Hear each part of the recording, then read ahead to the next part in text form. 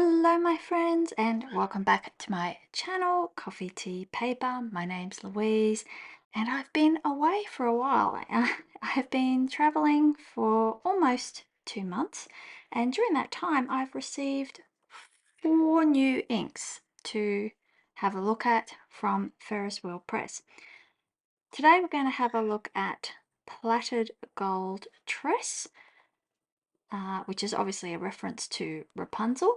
But the other 3 I have to look at with you is Frontenac Blue, Radiant Rosewing, and Harlequin Dream. I will do those in separate videos, so obviously if you're not into blue inks, or you're not into what appears to be purpley inks or pinky reddy inks, then don't worry about those and just have a look at the ones that you're interested in. But today we will do a Plaited Gold Tress. It says that the base is yellow, there's no sheening, a gold green shimmer, and high shading. Always with these smaller fairy tale inks in the smaller bottles. They reference different fairy tales, often the Brothers Grimm fairy tales. There's usually an interesting story behind it, and there's normally a reference to the following ink on the box of the previous ink in the series. Always interesting to look at.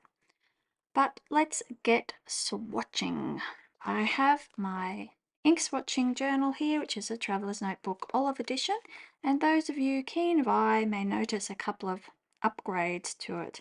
I have a new charm, a Yosegi Luthier charm that I purchased in Kyoto from the Kyoto Traveller's Factory store there, and I also have a Starbucks Reserve Roastery brass clip.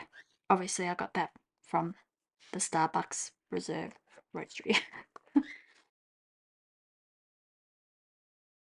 I will be doing a little travel update video at some point and a flip through of my travel journals with you.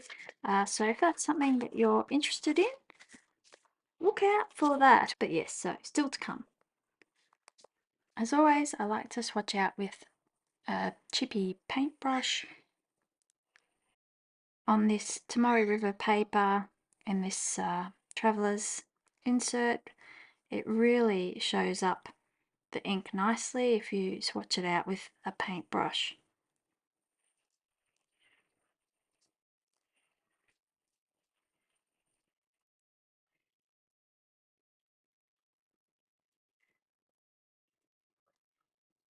Now, I was interested to see that Ferris Wheel Press is discontinuing some inks this year, 2024, including their buttered popcorn ink, which is also a yellow ink. I don't believe it has any shimmer in it though. I'll be interested to see if they bring out another yellow ink to replace that down the track. Okay, what am I doing? Oh, I'm so out of practice. I'm just going to use my calligraphy G-nib dip pen to do a writing sample.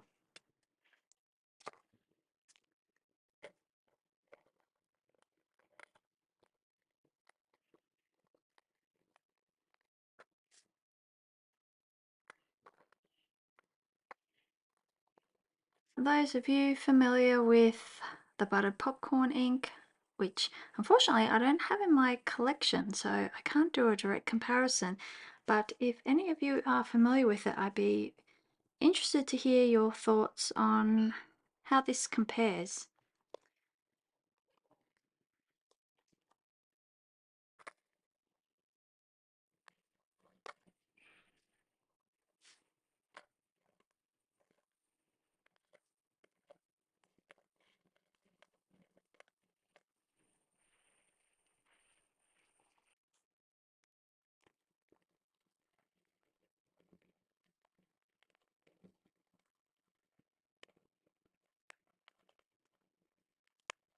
Okay, lid on. before we have any disasters, and let's have a closer look. So I can definitely see gold shimmer in it. The green is not particularly obvious to me. It's definitely a yellow base. I'm really liking this shading with the darker gold, almost verging into an autumnal type orange in the ink. It puts me in mind of Herband's Ombre de Bermani, but with shimmer.